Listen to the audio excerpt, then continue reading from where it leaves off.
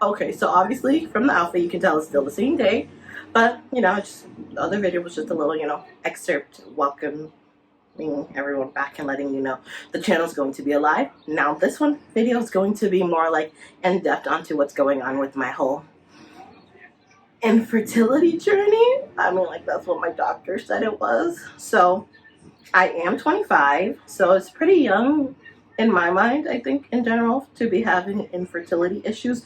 But I do have PCOS. For those of you who don't know what PCOS is, it's polycystic ovarian syndrome. I feel like it's fairly common nowadays, but I don't have the percentages, so I'm not going to quote numbers or anything like that. So what that means is my hormones are kind of all over the place, and depending on how severe your cases are, you can have like cysts in your uterus. It affects your menstrual cycle and so on and so forth. And of course, me being an overachiever, I just have to, have it all. Why not? So my PCOS, or the way I understand it, is I had, an ultrasound. Yes, for those of you who don't know, there's such thing as an internal ultrasound. I didn't know it. I wasn't expecting it, but it happened. But I did it, and they found like the cyst, like all along my uterus. So that was there. So that's kind of like one of the problems. Another thing is I have my doctor called it an ovulation. Or, I researched it too. So what that means is I do get my period, but it's not like a complete cycle. I'm not like my ovaries aren't dropping eggs. The eggs aren't, maturing and being sent out during the period cycles. Also, my cycles are irregular. They're not the normal span that they're supposed to be. Mine can be like anywhere from like 24 to like 30 something, which is irregular. So there's that. What else is there? Well, then, like I said, I have a note. When I was diagnosed with PCOS, it was like in high school, but I was in high school. Kids weren't really like a thing. I knew I wanted kids someday, but I didn't think it was going to be like a serious issue because, I don't know, African people just, kids. And, my mom explained it like you sneeze near a boy and boom, you're pregnant. So in my head, I always thought when the time came, the babies will run it over. But that's not the case.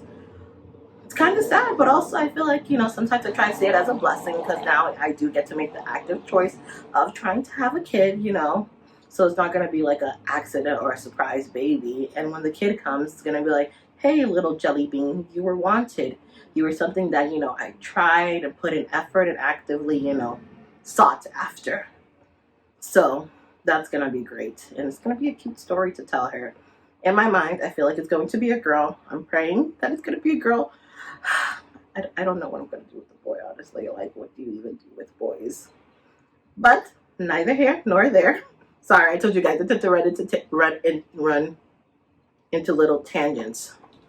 Now, what else? So,